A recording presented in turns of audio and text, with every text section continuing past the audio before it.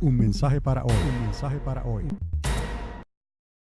Por toda la tierra y así estorbar con el plan de Dios de raer al hombre de toda la faz de la tierra. No se le dio, solamente se construyeron 3 pirámides. Obviamente, si fueron construidas esas 3 pirámides antes del diluvio, sobrevivieron el diluvio y son las que tenemos hoy en Giza, que están ahí como testimonio de algo que ocurrió en esos milenios atrás. Entonces de ahí podemos entonces conectar quizás el intento de los habitantes que se rebelaron contra Dios en tratar de recuperar algo de lo que tenían antes de que el diluvio ocurriera. Recuerde que todo esto ocurrió cuando las gentes, las civilizaciones duraban 500, 600, 700 años. Entre esto y esto, aunque pasaron siglos, fue corto tiempo, lo suficiente para que se repoblara la tierra otra vez. Pero en este caso, ya les hablé, que Dios personalmente vino y detuvo ese intento, y ahí fue donde Él confundió los lenguajes. Y de ahí en adelante la civilización ya no fue la misma, humana, porque ahora estarían divididos. Pero Dios no lo dejó ahí. Dios encontró ¿a quién? A Abraham. Y a Abraham fue que Él le dio el pacto. Y de Abraham salieron las 12 tribus. Y de Abraham salió Jacob, obviamente, y de ahí Moisés, y de ahí entonces lo que conocemos hoy, la palabra de Dios que nos llegó desde el Sinaí. Y luego Cristo ratificó eso, Él mismo, en sí mismo. Todo esto fue sombra de la luz que había de venir. La luz es Cristo, la salvación es Cristo. Todo esto trabaja por el plan de Cristo, antes y después. Y Él lo da a entender, yo soy el alfa y la omega, el principio y el fin. Entonces es como decir, si también Jesús se salió de la eternidad y habitó entre los hombres, el verbo se hizo carne y habitó entre los hombres, y entró en ese espacio de tiempo y espacio en un cuerpo humano, porque Dios nos hizo a nosotros a imagen y semejanza de Él. El Señor vino en carne y hueso, hijo de mujer, pero concebido por el Espíritu Santo de Dios. No había el DNA de Adán, no había nada de Adán en ese sentido en él. Entonces Dios lo hizo de tal manera que Él pudiera venir a esta tierra como hombre y no pecar, obedecer, ser humillado, ser muerto con muerte de cruz en obediencia, para que entonces el Padre volviera a exaltarlo a lo sumo otra vez, en la gloria que Él tenía desde el principio, en su obediencia. Por eso es tan importante, hermanos, si el tiempo se ha terminado, Dios no tiene que parar el tiempo. Dios no tiene que darle vuelta atrás al tiempo. Ya lo que Dios iba a hacer, Él lo hizo. Él nos dio a Jesucristo, Él nos dio el linaje, Él nos dio su sangre, Él nos dio su espíritu. El que se quede atrás, se va a quedar atrás porque quiso, por las razones que quiso. Y luego cuando esté y toque a la puerta delante del Señor, no podrá decir nada. Por eso es que Él le cierra la puerta y les dice: no os conozco, apartaos de mí, hacedores de maldad. Porque no le creyeron. Si no le creen al Espíritu Santo, no le están creyendo a Cristo. Si no le creen al Espíritu Santo, no le están creyendo a Cristo, tampoco le están creyendo al Padre que lo envió. Y el Padre es el arquitecto de todo esto, y todo esto está bajo su control. Él dio el tiempo como Él lo dispuso. Por eso es que Pablo filosóficamente le está hablando a esos personajes griegos que siempre estaban haciendo preguntas, el porqué de todas las cosas. Lo que pasa es que cuando Él llegó al asunto de la resurrección, ahí se quedaron y no le creyeron. Pero aún así unos pocos le creyeron y se salvaron por la fe.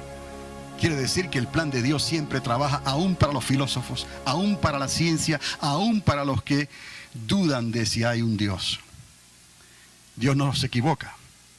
Entonces, todo esto nos ayuda entonces a tener un concepto más claro. Pero lo más importante, ya todo esto pasó, mis amados. Todo esto ya pasó. Lo que nos concierne a nosotros es hoy. Hoy es el día de salvación. Es esa gran comisión de tener un testimonio nosotros verídico, un testimonio que pueda hacer que las gentes verdaderamente consideren los caminos de Dios. No es un conformismo plenamente para aplacar mi conciencia. Si no estamos logrando ese objetivo, entonces estamos fallando. Es como si estuviésemos predicando otro evangelio, un evangelio diferente, que solamente trae unas convicciones limitadas, pero que verdaderamente no ha cambiado nuestra estructura completa por dentro y por fuera, alma, cuerpo y espíritu, y simplemente hemos sido convencidos. Pero se requiere más que eso. Por haberse multiplicado la maldad, el amor de muchos se enfriaría. Hoy más que nunca, para poder mantener un amor en la relación y en la dirección correcta, necesitamos creerle a Dios y necesitamos ser obedientes y necesitamos ir en la dirección correcta. No es a la izquierda, no es a la derecha, no es arreglar cosas que ya se terminó el tiempo de arreglarlas. Si Dios le dio un tiempo a la iglesia para que la iglesia hiciera lo que tenía que hacer y muchos se descuidaron, ya Dios desde el libro de Apocalipsis, Él advirtió que le quitaría su corona y sus galardones. ¿O no dice así la palabra? Vengo pronto. Y a cada una le habló con firmeza. Y a cada una, que son símbolos, y son 7 por casualidad, no, son 7 también, pero que representan a toda la iglesia de Cristo. Le habló a la que creyó, a la que sufrió, a la que se mantuvo limpia, pero también le dio oportunidad a la tibia, a la pecaminosa. Le dijo que comprara colirio. A la que creía que lo tenía todo, le dijo: estás pobre, estás desnuda, estoy a la puerta y llamo, déjame entrar. Es el mensaje. Cristo es justo. No hay razón para que Él cambie esos planes que ya está determinado en el tiempo y el espacio de Dios, porque alguien se haya atrasado. Ni aún la misma iglesia. Si esos pilares significan algo más y tiene algo que ver con la iglesia, se le acabó el tiempo. Pero no es el edificio lo que Dios viene, no es el nombre, no es el concilio, no es la corporación, no es la denominación, no es nada de eso, es la gente por lo que Él viene.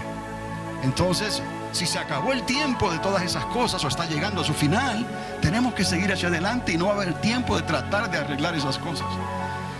Vamos a ser obedientes en lo que el Espíritu Santo nos pida. Y eso es difícil, hermanos, porque confiar que alguien está siendo movido por el Espíritu Santo y confiar un liderazgo a una persona que dice que Dios le ha hablado, Dios le ha mostrado algo, eso no es cualquier cosa.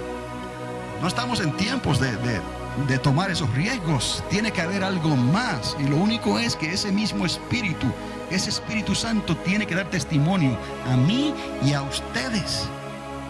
No solamente a mí, a alguien más tiene que recibir el testimonio del mismo Espíritu Santo, para que entonces andemos en ese temor de Dios. Y el comportamiento, la actitud, la manera de pensar y de actuar, eso va a demostrar entonces si hemos sido comprados por el mundo, por las circunstancias, por el gobierno, dónde estamos remando, si estamos durmiendo en nuestros propios laureles o estamos navegando en las aguas de las riquezas y la prosperidad. Dios conoce todas las cosas. Entonces tenemos que tener entonces ese cuidado de que las personas que están siendo movidas por Dios en esta dirección, que puedan dar el testimonio que verdaderamente Dios está obrando en ellos. Son humanos, somos humanos, cometemos errores, pero hay ciertas cosas que hay errores que te van a marcar para toda la vida. Y tenemos que cuidarnos, tanto nosotros como ustedes, porque un error así lo va a utilizar el enemigo para entonces marcarnos como pérdidas en esta guerra, y ya será poco lo que podamos hacer. Hay que tener cuidado con nuestro testimonio. Entonces vamos a ver lo que les iba también a comentar en esta noche. Dividamos entonces las eternidades, o sea, la eternidad, mejor dicho, en unidades de tiempo llamadas antes o después. ¿Okay? Esta es la vara, el canón, la medida que yo le he pedido prestada al Señor para ilustrar esto. Que la eternidad de Dios está antes y está después. Y Él, fuera de ese tiempo y espacio, Él determinó las cosas. De ahí que llame un día como 1000 años y 1000 años como un día. Y en este tiempo, ahí Einstein pues estuvo tratando de entender cómo el universo fue creado, cómo fue establecido. No que él negara la existencia de Dios, pero tampoco la confesaba abiertamente. Entonces, sí, sus fórmulas ayudaron a entender todo esto, que hubo un comienzo y que ya casi se cumplen 14 billones de años. Las unidades que van a ver aquí, unidades de 7, solo quiero decirles algo también sobre esto. Mateo, creo que es Mateo el que habla de las generaciones, y él utiliza secuencias de 14 generaciones.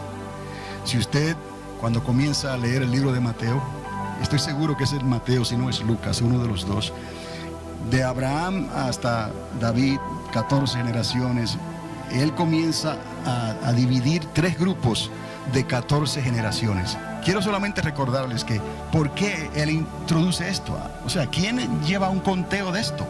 De que sean 14. ¿O es que el 14 incluye a 2 7 adentro? Porque 7 más 7 es 14. Dentro de cada uno de esos 14 hay un 7. Parece ser que a Dios le fascinan los 7. Parece ser que Dios, en cierta manera, es como si el 7 fuera parte de él. Es como si todo estuviera marcado por unidades de 7, donde Dios hace y descansa y luego comienza algo otra vez. Y así hay 7 números en la numerología, y hay un octavo que significa también un comienzo. Es como que para Dios cuenta del 1 al 7 y el 8 lo cuenta como un 1 otra vez. ¿Me explico? Por eso en la Biblia usted va a encontrar el primer día de la semana, el segundo, el tercero, el cuarto, el quinto, el sexto y el séptimo día de la semana. No dice el octavo día de la semana, dice otra vez que el primer día de la semana. ¿No? Domingo, lunes, martes, miércoles, jueves, viernes, y el séptimo día es el sábado. Y comienza otra vez ¿con cuál? El primer día de la semana, domingo. Y otra vez así sucesivamente. Hay algo en la unidad del 7. Es curioso, estas cosas las notamos a veces cuando estamos leyendo la Biblia, estamos meditando, de momento viene el pensamiento. ¿Y por qué esto fue dicho así? ¿Por qué fue escrito así? ¿Qué quiso decir con eso? Es como si estuviera fuera del lugar, pero para nosotros puede ser significativo. El 14 usted lo va a ver en la Biblia, y va a ver el 7 de muchas maneras también. Dividamos entonces la eternidad en unidades de tiempo llamadas antes o después, o sea, la eternidad de antes y la eternidad de después. ¿Lo puede ver? La eternidad de antes y la eternidad de después. ¿De después estamos? Ok. Continuamos. En la eternidad de antes. Antes de que el universo fuera establecido. Hay una eternidad antes de esa ventana de tiempo y espacio. Podemos decir, siga conmigo, que está Dios, porque Dios es eterno. Que había seres angelicales, que Dios lo dijo. Desafortunadamente hubo una rebelión en el cosmos.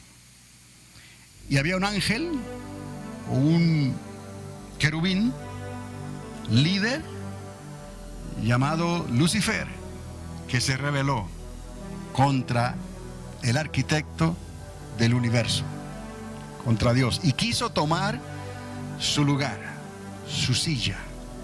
Entonces, algo terrible pasó en esa rebelión, que una tercera parte de esa creación angelical se rebeló contra Dios. Increíble. Y siguieron a Lucifer. Entonces, entendamos que en esa eternidad esto ocurrió. Vamos a decir que la primera creación fuera de la eternidad incluyó entonces cuando Dios decidió crear el universo. Solamente para que haya aquí una división, una separación entre esta creación que aquí se menciona.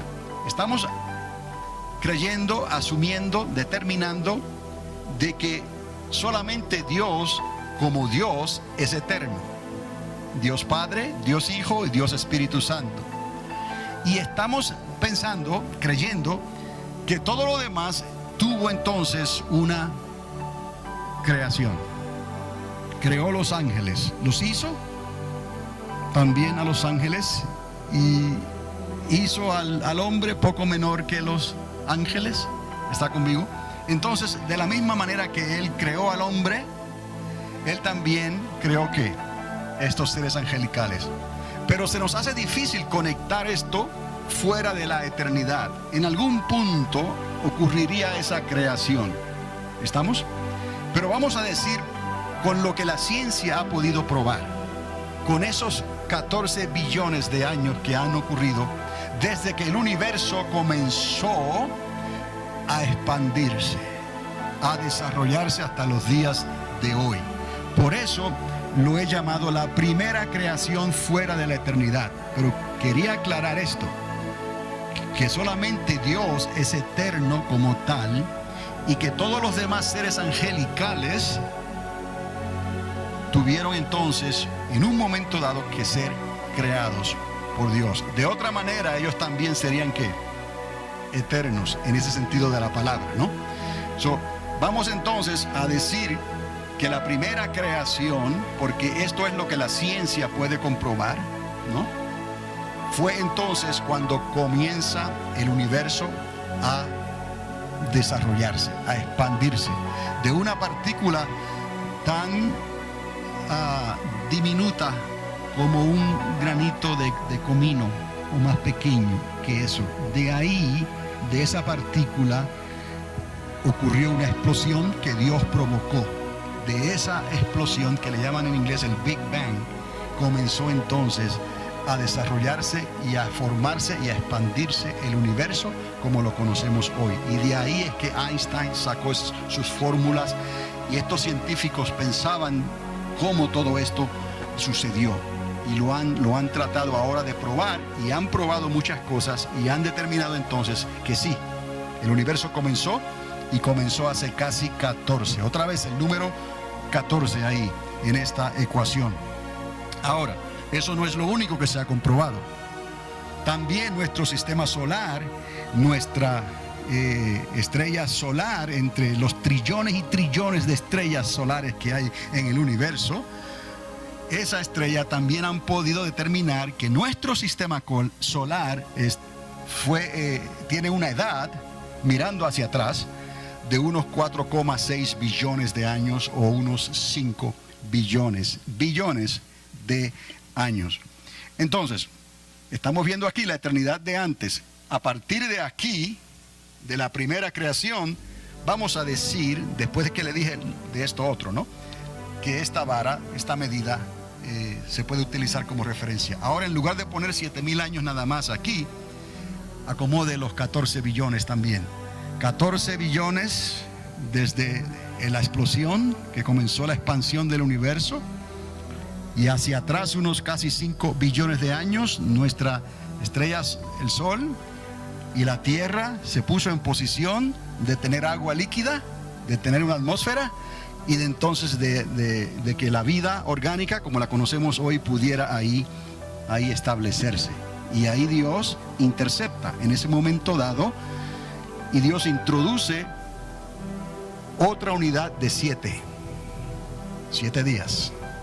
Entonces vamos a ver más adelante cómo esto lo podemos relacionar en todo el universo, cómo esta unidad de 7 puede estar siendo manifestada desde el momento de la creación. ¿Por qué? Porque Dios escogió una unidad de 7. Seguimos. Animales prehistóricos, entre unos 0.5 billones de años. Hay quien dice que los fósiles pues se pueden fechar en 250, 300 millones de años. Aquí estamos hablando de medio billón, o 500. ¿Cuánto es un billón? ¿Mil millones? 1,000 millones es un billón. ¿Estoy bien o no? Ok, 1,000 millones es un billón. Medio billón serían 500 ¿qué? Millones. Estamos hablando de 500 millones para acá. Aunque hay evidencia de otros crustáceos que van más allá todavía. Pero si hablamos de fósiles de seres prehistóricos grandes en los 200 millones de años atrás, 300 millones de años atrás. Ahora, también sabemos, usted ha ido al museo de Albuquerque y ha trazado las teorías que hay de qué fue lo que causó la extinción, la desaparición, la fulminación de quién, de estos seres prehistóricos.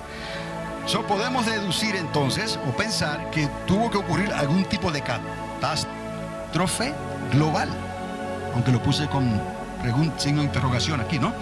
Ocurre algún tipo de catástrofe global que necesita entonces de una recreación. La tierra estaba desordenada y vacía y el Espíritu del Señor se movía sobre las aguas, sobre la tierra, sobre el abismo. Entonces, no es que el universo no estaba ya construido, ya el universo estaba en sus 4,6 billones de años. Entonces ya había que agua líquida, no es agua congelada. ¿De qué sirve? En Marte hay agua congelada, ¿no? Hay metano líquido en otras nubes de Neptuno o Saturno, creo, si no me equivoco. Pero esa no es la ecuación para la vida. Tiene que haber H2O, tiene que haber hidrógeno y oxígeno y haber una atmósfera, que haya agua líquida, y entonces ahí hay vida. ¿Me explico? Entonces, Dios lo que hace es que recrea otra vez y separa, ¿qué? Separa las tinieblas de la luz, separa lo seco, ¿no?, de los mares, y separa la expansión que está arriba con la expansión. Un mensaje para hoy. Un mensaje para hoy.